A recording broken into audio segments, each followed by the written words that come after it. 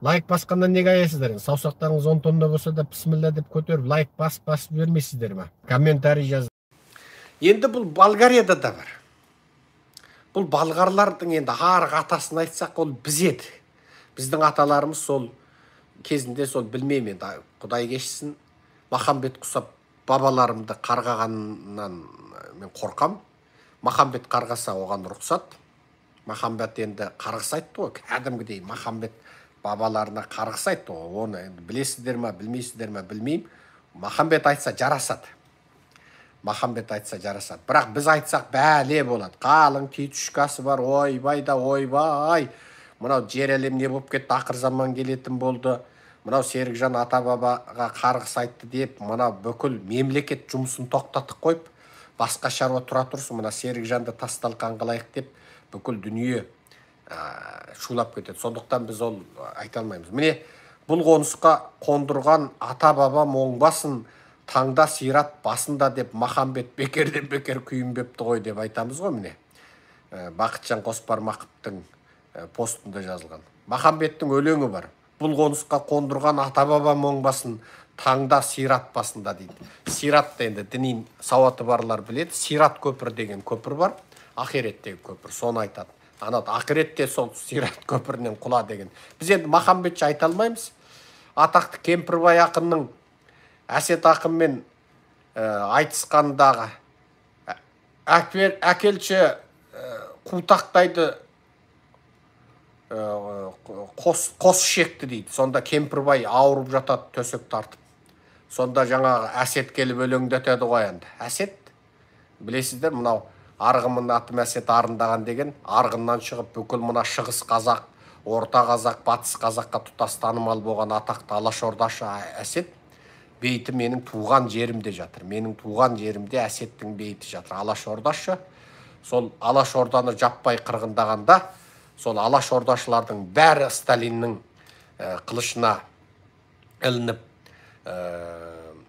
Мұстафа Шоқай, Ахмет Байтұрсын, Сәкен Сейфуллин, Бейімбет Майлин, Ілияс Жансүгір, осы алашордашының бірі қалмай, бәрі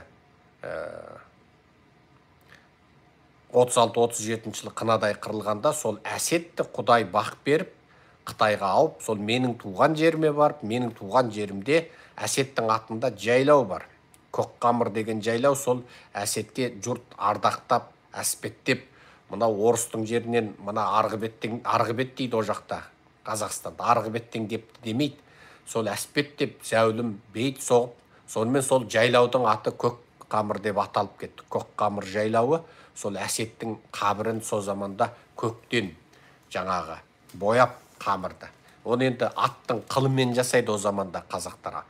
Мына аттың қылын сазбалшыққа арнай топырақты табады, ол топырақ шығатын жер болады. Соны атпен тасиды. Сол Көкқамыр сол аттың қылымен араластырып салынған бейт, сол Әсет. Сол Әсет бабамыздың жаңағы алашордашылар қырғанда бізге барып аман қалып қалған Әсет.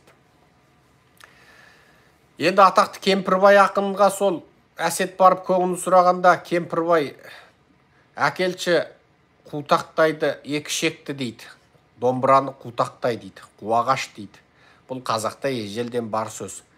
Сонымен бізде домбыраны қуағаш деп қалып еді, Кемпірбай ақынға еліктеп. Ол 100 жыл бұрынғы Кемпірбай ғой, ойлаңыздар, 100 жыл бұрынғы қазақтың атақты ақыны Кемпірбай. Енді соған Кембінің бүкіл титушкасы, бүкіл орысқұл мен бүкіл Қытайдың жалдамалы жазғыштары Серікжан қазақтың қасиетті домбырасын қуағаш деді, қутақтай деді дейді. Ей, барыңдар, сендерге айтам. Сендер ана Кемпірбай менен Әсет Найманбайды барып көрінен қазып ап, соған сын айтыңдар. Қолдарыңнан келсе. Кемпірбай айтқан сөз, ол бүкіл қазақты айтқан сөз. Бүкіл қазақ айтқан сөз оны. Қазақтың ұлттық құндылығын қутақтай деді деп. Ол мен айтқан сөз емес, менікім кінәлім емес. Домбыра қазақтың ұлттық музыка аспабы.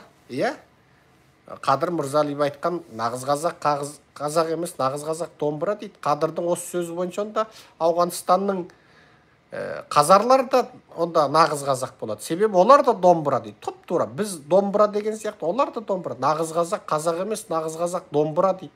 Онда Түркиядағы ноғайлар да олар қазақ, нағыз қазақ, себебі олар да домбыра дейді.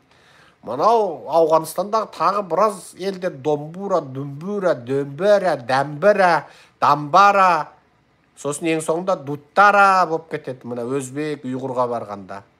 Міне дуттара, дамбара, думбыра, домбыра болып жүріп, ең соңында гитара болып кетеді. Алты шекке ауысқан кезде. Енді соны жалғыз қазақтікі деп кім айтты оны?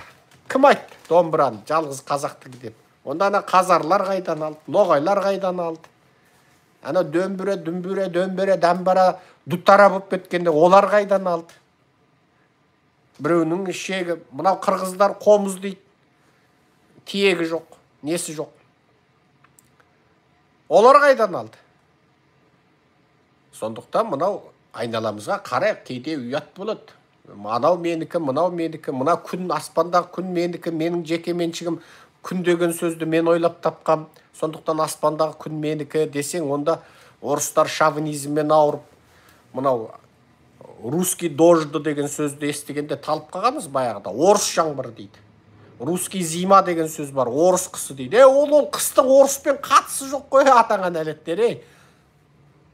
Русский зима деген сөзді айтқан адамның басын ашып көріп, қолыңды тыққың кеп кетеді де, бүйтіп мима емес па деп, бүйтіп қолыңды тығып көріп, искеп көріп, қайтадан бүйтіп скотчтап қойғың келеді де. Сол сияқты домбыраны жалғыз қазақтікі десеңдер, қазақтар ұят болады. Бүкіл дүние жүзі біледі. Википедияға кіріп, Гуглге кіріп іздеңдер.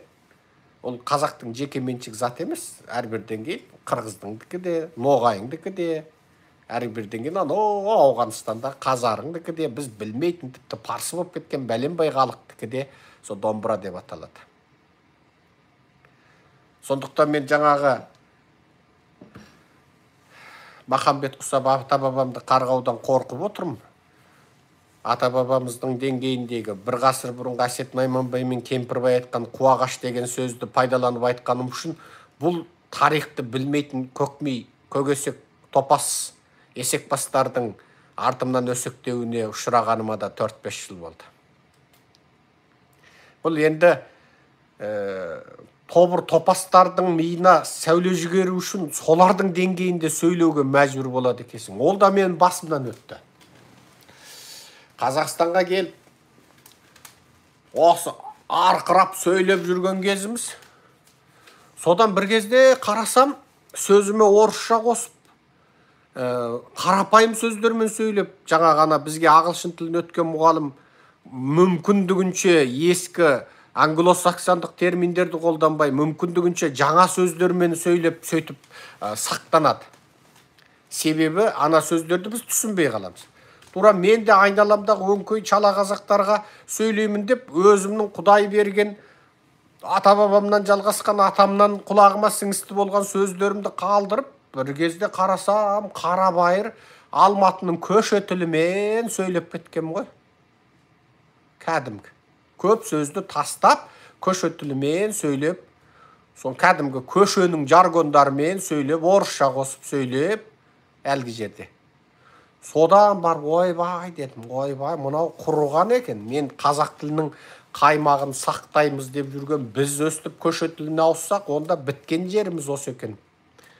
Деп, содан оны тастап, тәркі қып, қайтадан өзіміздің шұрайлы, кәдімгі қазақтың ең бай, ең көркем, ең әдеби тіліменен сөйлеуге басталғанымыз сол.